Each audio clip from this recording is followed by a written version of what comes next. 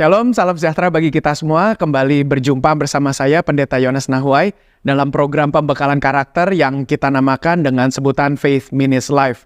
Pertemuan saat ini adalah pertemuan keempat dari pembahasan kita dari satu rangkaian serial yang berjudul 7 Cara Memiliki Wajah Seperti Malaikat. Sekali lagi saya utarakan kepada kita semua, serial ini kita ambil dari serial khotbah minggu, di mana kita mengkhotbahkan dari bulan Januari sampai Februari tahun 2024, kisah tentang seorang martir yang mati karena percaya kepada Tuhan Yesus Kristus, dan tokoh ini adalah martir pertama. Tidak lain dan bukan, nama ini adalah Stefanus. Tercatat dalam Kisah Rasul pasal 6 dan pasal 7 yang kita khotbahkan dari ibadah minggu. Dan puji Tuhan, salah satu jargon atau ungkapan yang saya gunakan dari kisah Stefanus ini adalah bagaimana Alkitab menggambarkan Stefanus memiliki wajah seperti malaikat. Maka dengan wajah seperti malaikat ini saya hadirkan dalam pembahasan serial pembekalan karakter supaya Bapak Ibu Saudara-saudari dan saya kita bisa menampilkan wajah seperti malaikat. Apa sih yang dimaksudkan wajah seperti malaikat? Apakah wajah kita misalnya mendadak tidak berjerawat seperti malaikat kebanyakan kan tidak dikatakan berjerawat, atau wajah kita menjadi lebih kinclong? Bukan itu maksudnya. Maksudnya adalah ketika orang berjumpa dengan kita, mereka merasakan ada kebaikan terpancar dari wajah kita, mereka dapat merasakan ada kuasa Tuhan, ada urapan Tuhan, bahkan mereka merasakan ada Roh Kudus tampil dalam wajah kita. Maka inilah ungkapan wajah seperti malaikat. Maka itu Bapak Ibu Saudara-saudari, pada pertemuan 1 Februari yang lalu kita sudah mulai dengan pembahasan pertama, yaitu cara pertama memiliki wajah seperti malaikat, yaitu adalah memiliki kemurnian. Kemudian yang kedua adalah memiliki kesederhanaan. Kemudian yang ketiga adalah memiliki kasih. Dan sekarang yang keempat adalah memiliki kerajinan. Apa yang dimaksudkan dengan kerajinan? Nah, sebelum kita masuk kepada ulasannya, saya mau bahas dulu definisi dari kata kerajinan menurut Kamus Besar Bahasa Indonesia. Menurut KBBI, kerajinan itu adalah perihal rajin, bisa juga adalah kegiatan, bisa juga adalah kegetolan. Nah, sekali lagi, kerajinan itu adalah perihal rajin, bisa juga berbicara tentang kegiatan, atau bisa juga tentang kegetolan. Nah, dari kata kerajinan ada kata dasarnya yaitu kata rajin. Rajin adalah suka bekerja, suka belajar, bisa juga dan sebagainya. Bisa juga rajin itu adalah getol, atau bisa juga sungguh-sungguh bekerja, bisa juga adalah selalu berusaha giat. Dan itu adalah definisi pertama dari kata rajin. Kemudian yang kedua, rajin itu juga bisa berarti kerap kali atau terus-menerus. Misalnya orang itu rajin pergi ke dokter, artinya orang itu terus-menerus pergi ke dokter. Oke, nah kita akan fokus kepada definisi yang pertama dari kata rajin itu. Maka itu saya hadirkan ada 3 langkah bagaimana kita memiliki kerajinan agar kita bisa menampilkan wajah seperti malaikat. Maka yang pertama adalah, cara mempraktekkan kerajinan yang pertama adalah memiliki perihal rajin. Ulangi sekali lagi, memiliki perihal rajin. Untuk kita bisa mengerti apa yang dimaksudkan dengan perihal, mari kita lihat definisi dari Kamus Besar Bahasa Indonesia tentang kata perihal. Menurut KBBI, perihal itu adalah keadaan. Jadi itu bicara tentang keadaan. Jadi kerajinan itu juga artinya adalah bukan hanya kita giat, bukan hanya kita getol, tapi adalah sebuah keadaan. Maka itu kita memang mesti melihat, yang pertama adalah bagaimana langkah aplikatifnya supaya Bapak Ibu Saudara-saudari dan saya bisa menampilkan wajah seperti malaikat. Langkah yang keempat adalah kita mesti memiliki kerajinan. Nah, bagaimana kita bisa memiliki kerajinan? Maka kita mesti menciptakan keadaan rajin. Bapak Ibu Saudara-saudari, sebelum kita bisa melakukan sebuah kegiatan, pasti kita harus memasukkan kegiatan itu di dalam pikiran kita. Sebelum kita melakukan sesuatu, pasti kita memikirkan di pikiran kita apa saja langkah-langkah untuk kita bisa melakukan kegiatan tersebut. Contoh, ketika kita mau makan, maka kita pasti memikirkan dulu, namanya mau makan, pasti mesti dipikirkan dulu lokasi makannya di mana. Kalau kita ada di rumah, pasti kita akan pergi ke tempat meja makan misalnya. Kalau kita ada di kantor atau di kampus, pasti ketika mau makan kita pergi ke kantin. Kalau misalnya kita sedang dalam perjalanan menuju keluar kota, kita mau makan kemana? Ke rest area. Atau kita pergi ke tempat makan, sebutkanlah restoran dan sebagainya. Pasti kita konsepkan dulu dalam pikiran kita. Kita menciptakan keadaan dulu sebelum kita melakukannya. Makanya sama juga, Seperti kita ingin berbisnis, seperti contoh saya ingin melakukan pelayanan, pasti saya konsepkan dulu pelayanan itu dalam pikiran saya seperti apa, langkah-langkah aplikasinya supaya pelayanan itu bisa terwujud, apa saja yang harus saya lakukan, di mana saja saya harus pergi, dan siapa saja yang akan ikut mendampingi, dan siapa saja yang akan saya jumpai, maka itu saya sudah ramukan di dalam pikiran saya. Dengan kata lain, saya menciptakan sebuah keadaan di dalam pikiran saya.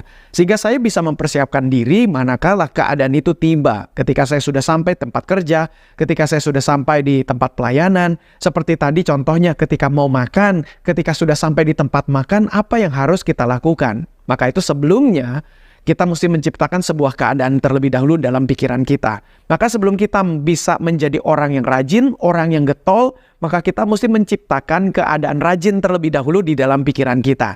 Nah, oleh sebab itu Bapak Ibu Saudara-saudari, bagaimana kita mesti membangun pikiran atau keadaan untuk rajin, maka langkah aplikasinya lagi saya hadirkan adalah Bapak Ibu Saudara-saudari dan saya harus bisa menciptakan suasana hati yang dapat menopang untuk rajin. Misalnya ketika saya berbicara kepada anak-anak saya, ketika mereka mau belajar untuk mempersiapkan diri dalam ulangan atau sebuah pekerjaan rumah untuk hari esok ketika di sekolahnya, maka saya berkata begini, kamu mesti ciptakan suasana yang nyaman, kamu senangnya seperti apa? Saya berkata kepada mereka, kalau papa menyiapkan khotbah, papa punya style itu selalu dengerin musik, dengerin lagu. Papa selalu senang dalam keadaan ramai. Makanya ketika saya menyiapkan khotbah, menyiapkan materi, dalam keadaan ramai saya tidak masalah. Malah saya lebih menyukai dalam keadaan ramai. Kalau tempatnya terlalu sepi, saya malah uniknya saya kurang bisa menyiapkan bahan daripada dibandingkan ketika tempat itu lebih ramai. Jadi itu saya ceritakan kepada anak-anak saya. Jadi saya berkata kepada mereka, coba kamu temukan gaya kamu itu dalam menciptakan suasana hati untuk bisa belajar itu seperti apa. Ada orang misalnya juga beberapa orang yang saya kenal, mereka mesti minum kopi dulu, mereka minum teh dulu, mereka harus makan nyemil-nyemil dulu supaya mereka bisa membangun suasana yang menyenangkan hati supaya mereka bisa melakukan kegiatan tersebut. Ada juga misalnya teman saya yang dulu waktu saya sekolah dulu, dia harus pegang benda yang lain. Misalnya dia pegang bola tenis kah atau bola pingpong kah, dia harus pegang-pegang dulu begitu. Di tangan satu lagi dia menulis. Jadi mana-mana saja itu adalah salah satu teknis dalam menciptakan suasana hati. Tetapi buat kita semua, yang penting adalah kita mesti menyiapkan sebuah keadaan supaya kita bisa rajin. Dimulai dengan suasana hati kita dulu. Maka itu kita singkirkan segala hal yang tidak terkait dengan kegiatan yang mau kita lakukan. Misalnya contoh ketika saya mau siapkan diri untuk pelayanan, pasti hal-hal lain tidak saya pikirkan. Maka itu ketika misalnya contoh urusan rumah tangga, puji Tuhan istri yang membantu sehingga saya tidak perlu dipusingkan dengan urusan rumah tangga. Ketika misalnya juga istri saya mengurus urusan anak-anak, saya tidak perlu bebankan urusan gereja tentang hal-hal apapun dalam pelayanan saya kepada istri saya. Dan itu adalah sebuah strategi kalau kita sudah berkeluarga. Misalnya juga dengan orang tua. Misalnya saya sebagai orang tua terhadap anak-anak saya.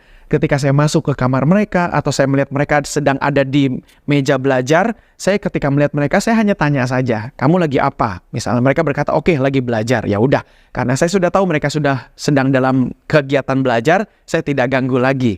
Jadi artinya dalam menciptakan suasana hati ini kita bisa bekerja sama dengan orang-orang di sekitar kita juga untuk kita bisa memberitahu mereka, tolong bantu supaya aku bisa menciptakan suasana hati yang baik supaya aku bisa rajin. Maka itu langkah pertama sekali lagi supaya kita bisa memiliki wajah seperti malaikat, supaya kita bisa mendapatkan kemudahan-kemudahan dalam aktivitas kegiatan kita, maka itu kita mesti memiliki langkah yang keempat yaitu adalah rajin. Puji Tuhan. Yang kedua, definisi dari kata kerajinan tadi atau kata rajin adalah memiliki kegiatan. Maka harus berkegiatan, Bapak Ibu Saudara-saudari. Jadi kita mesti biasakan diri untuk menciptakan kegiatan untuk dilakukan. Bapak Ibu Saudara-saudari jangan biasakan diri untuk santai. Bukan berarti santai itu tidak boleh. Saya juga senang kok santai-santai. Tapi santainya saya sudah dalam kategori yang berbeda daripada santai saya yang dulu. Kalau saya santainya dulu mah pengennya tidur seharian, pengennya santai, nggak ngapa-ngapain, pengennya nonton TV, hanya habiskan waktu saja sampai matahari terbenam. Tetapi sekarang model santainya saya adalah santai yang berkualitas. Jadi Bapak Ibu Saudara-saudari, kita mesti tempuh diri kita, pacu diri kita, bawa diri kita sampai kepada satu titik di mana kita itu mengambil sikap santai kita itu bukan santai seperti zaman kita muda dulu, seperti zaman kita anak-anak. Misalnya anak kecil ketika, ya contoh putra-putra saya, ketika hari libur, mereka pasti akan marah, akan ngambek kalau pagi-pagi saya bangunin. Ketika saya bangunin mereka pagi-pagi, mereka bertanya, sekarang jam berapa? Saya berkata jam 6 pagi. Wah, mereka pasti akan protes kepada saya, ini kan nggak sekolah, kenapa mesti bangun jam 6 pagi? Begitu. Nah, tapi sekarang saya yang sudah pasti udah menjadi gembala, pikiran saya sudah makin banyak lagi yang harus saya pikirkan dan konsentrasikan untuk persiapan khotbah minggu, persiapan pembekalan karakter seperti ini. Maka model santainya saya mau tidak mau harus konstruktif, harus produktif untuk menopang tugas pekerjaan saya. Jadi kalau saya mau siapkan khotbah, santainya saya itu adalah ya berarti saya tinggalkan komputer saya dulu, kemudian saya akan beralih misalnya ya udah baca buku sebentar lah untuk saya bisa bersantai sebentar. Nah, buku itu pasti buku bertujuan tentang khotbah. Atau sekedar juga yang lainnya adalah ketika misal bersantai, maka saya akan buka media sosial saya akan coba lihat lagi apakah ada orang kirim pesan ke saya, ada orang kirim komentar atau tidak. Karena di bagian di media sosial itu saya ingin dan selalu senang untuk membangun hubungan dengan orang-orang.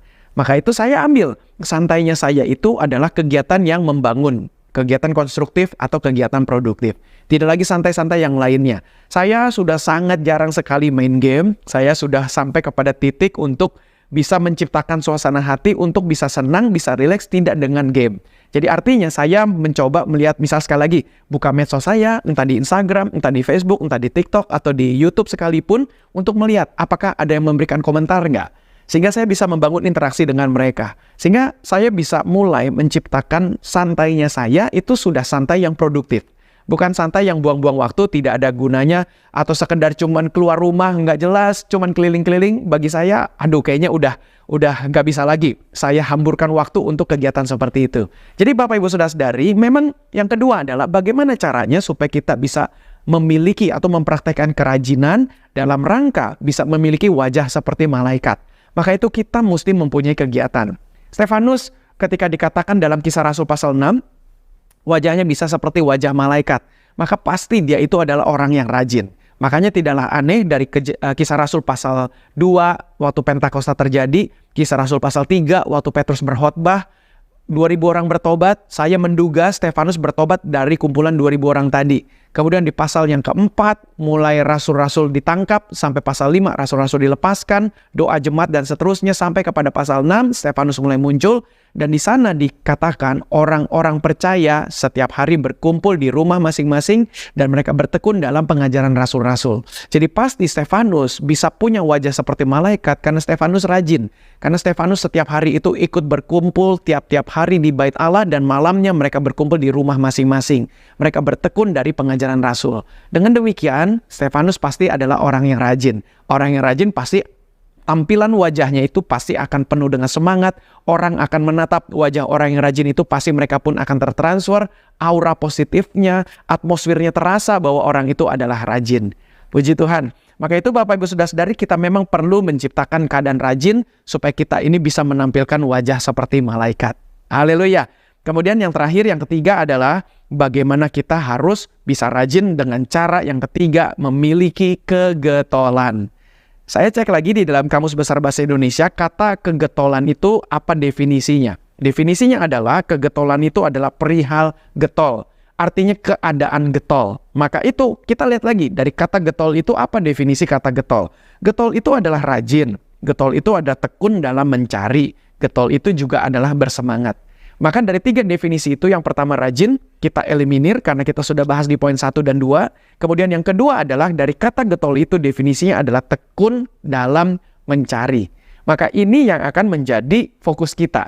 Maka Bapak Ibu Saudara-saudari, supaya kita bisa memiliki kegetolan, kita mesti menciptakan keadaan yang terus-menerus bertekun dalam mencari. Ulangi sekali lagi. Jadi Bapak Ibu, dalam langkah supaya kita bisa memiliki kegetolan, saya dan kita semua harus mempraktekkan ketekunan dalam mencari. Apa maksudnya ketekunan dalam mencari? Jadi kita mesti melakukan pencarian dengan tekun untuk mencapai keberhasilan. Seperti dalam ulasan saya tadi di poin yang kedua, di mana kita semua harus memiliki sebuah kegiatan, maka Bapak Ibu Saudara-saudari, supaya kita bisa punya wajah seperti malaikat, kita bisa rajin, maka kita mesti memiliki kegetolan, yaitu menciptakan keadaan di mana kita tekun untuk mencari. Apa pencariannya? Yaitu pencarian untuk keberhasilan. Maka seperti yang saya katakan tadi, saya ketika sedang dalam keadaan santai, rileksnya dan santainya itu sudah harus santai produktif. Rileksnya adalah rileks produktif. Jadi ketika saya mau jalan-jalan pun misalnya dengan keluarga, sebutkanlah ketika mau keluar kota jalan-jalan ke Bogor, kita sedang tamasya bersama dengan anak, dengan keluarga. Dan di sana pun saya terus-menerus tekun untuk mencari. Mencari apa? Mencari inspirasi. Kenapa? Karena saya mau khotbah hari Minggunya. Jadi apapun, kemanapun, dimanapun, ketemu dengan siapapun, saya selalu tekun untuk mencari inspirasi. Ketika saya misalnya sedang menyetir kendaraan, ketika dalam keadaan berhenti di lampu merah, maka ketika menunggu lampu merah berubah menjadi hijau untuk saya jalan, maka dalam keadaan itu yang hanya beberapa puluh detik saja, anggaplah setengah menit, saya luangkan waktu. Coba lihat-lihat keluar, cari inspirasi. Mungkin ada 1 dan 2 hal yang saya bisa dapat dari inspirasi itu. Dan kalau saya dapat sebuah inspirasi, buru-buru saya ambil handphone, saya catat inspirasi itu di handphone saya. Jadi supaya inspirasi itu tidak hilang, siapa tahu dari catatan saya itu bisa kemudian dipergunakan di khotbah minggu besoknya, atau satu waktu nanti di ibadah minggu kapan lagi, atau di kesempatan seminar yang lain, saya bisa pakai catatan saya itu yang didapat dari inspirasi tadi. Makanya harus memiliki kegetolan. Jadi kegetolan itu bisa dicapai dengan mempraktekkan ketekunan untuk mencari. Jadi kita cari terus, cari inspirasi terus. Ketemu dengan orang, selalu minta informasi, cari tahu, belajar. Kita harus selalu punya bagaimana untuk mengambil ilmu dari orang lain. Sehingga ini juga menolong kita semua, Bapak Ibu Saudara-saudari, sehingga kita tidak perlu belajar semua ilmu dalam bidang akademis, dalam arti kita harus kuliah. Contoh, saya sudah gelarnya adalah sarjana teologi. Saya tidak perlu lagi sekolah ekonomi. Saya bisa cari ngobrol-ngobrol dengan orang yang bidang ekonomi dan belajar-belajar tentang ekonomi dari orang-orang itu. Saya tidak perlu belajar kuliah sekolah hukum, tapi saya bisa ketemu dengan orang-orang hukum dan minta ilmu dari mereka. Dan Bapak Ibu Saudara-saudari juga tidak perlu sekolah Alkitab, bisa ngambil ilmu, minta ilmu dari saya perihal tentang iman Kristen. Jadi inilah caranya bagaimana kita harus terus-menerus dalam keadaan mencari. Yang terakhir, langkah yang kedua, dalam rangka memiliki kegetolan supaya kita memiliki wajah seperti malaikat, yaitu adalah menampilkan semangat. Karena dari definisi yang ketiga dari kata getol tadi adalah bersemangat. Maka langkah aplikasinya adalah supaya kita bisa memiliki kegetolan, maka kita harus menampilkan semangat. Maka Bapak Ibu Saudara-saudari dan saya harus memelihara semangat di dalam diri kita untuk selalu melawan rasa malas. Semua kita, bahkan saya sekalipun, bahkan pendeta Yakob Nahuai sekalipun, bahkan saya bisa juga berkata kok, Bapak Presiden kita, para menteri, semua orang-orang hebat sekalipun, semua kita mempunyai bibit malas. Pertanyaannya sederhana, dari mana Pak Pendeta bibit malas itu? Jawabannya juga adalah sederhana, yaitu dari dosa. Karena dosalah membuat kita malas. Maka itu dosa yang membuat kita senang dengan kedagingan, maunya santai, maunya tidur-tidur. Artinya kalau tidur berbobot itu nggak masalah ya Bapak Ibu Saudara-saudari. Contoh, ketika misalnya saya dalam perjalanan keluar kota untuk pelayanan, saya ambil waktu untuk saya bisa istirahat sebentar, entah di mobil kah, entah di pesawat kah, entah di kereta kah, entah di bus kah, saya ambil waktu untuk beristirahat. Artinya istirahat atau tidur-tidur itu adalah produktif untuk bisa mengambil kembali kekuatan, mengumpulkan kembali kekuatan. Tapi tidurnya pun juga tidur yang baik, dalam arti bukan lama-lama berlarut-larut. Misalnya sedang liburan di rumah pun, saya ambil juga waktu kok ketika liburan, di siang hari saya tidur sebentar istirahat. Tapi biasanya saya pasang alarm untuk saya atur tidurnya itu adalah 40 menit, 45 menit. Udah begitu saya harus tertib untuk bangun, untuk saya sudah dapatkan tenaga baru, saya langsung kemudian melanjutkan kegiatan berikutnya.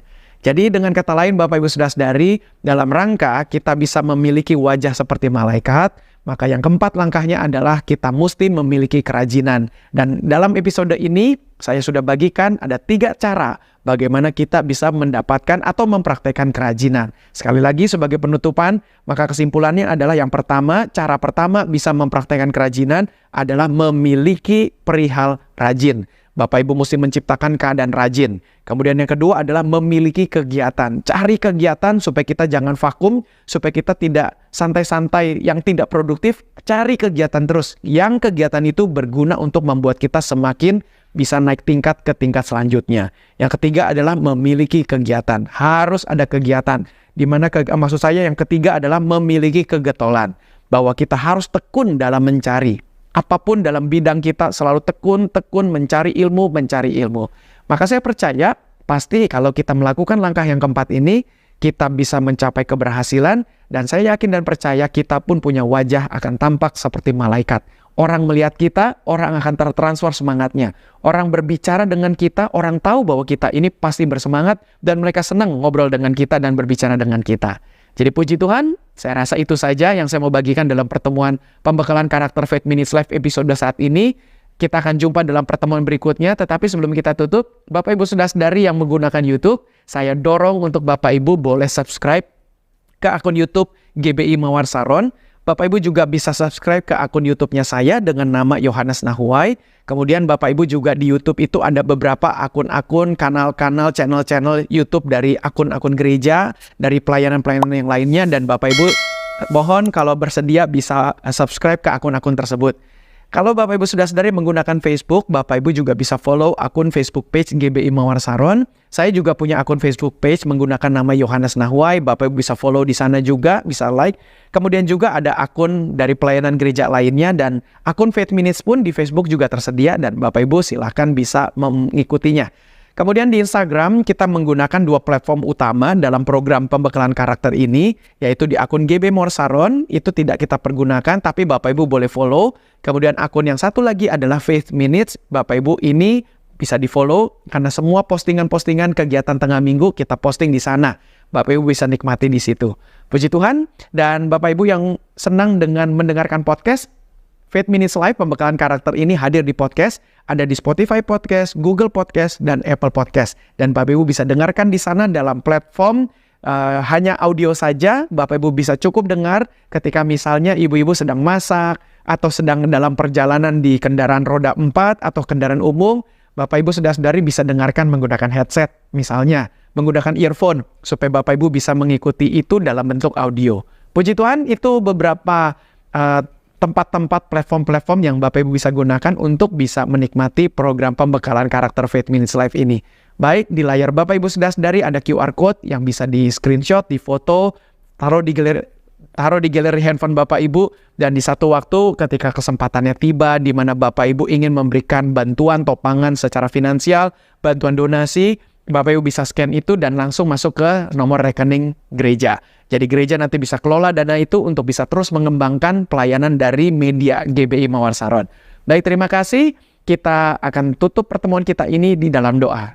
Bapa dalam sorga, terima kasih. Tuhan berkati semua kami yang sudah mengikuti pembekalan karakter ini. Tuhan terus tolong supaya kami semua bisa menapaki langkah-langkah maju dalam kehidupan kami, sehingga kami semua bisa mencapai keberhasilan. Dan Bapa, kami berdoa supaya kami bisa memiliki kerajinan, karena kami yakin dan percaya orang-orang yang rajin pasti memiliki raut wajah yang berbeda. Dan orang pasti akan senang ketika berbicara dengan orang-orang yang rajin.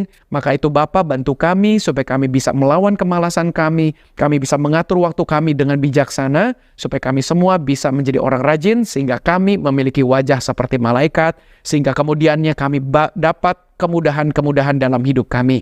Terima kasih Bapak. Berkati gereja kami GB Mawar Saron Jakarta, dan berkati juga tentunya bangsa dan negara kami Indonesia. Terima kasih Tuhan, inilah doa kami sekaligus menutup pertemuan Faith Minutes Live dalam episode tanggal 22 Februari 2024. Hanya ke dalam nama Tuhan Yesus Kristus kami berdoa dan mengucap syukur. Amin. Puji Tuhan Bapak Ibu, ini saja yang kita hadirkan dalam episode keempat. Kita akan jumpa dalam episode kelima minggu depan. Nantikan dan kita akan jumpa dalam pertemuan selanjutnya. Tuhan Yesus memberkati.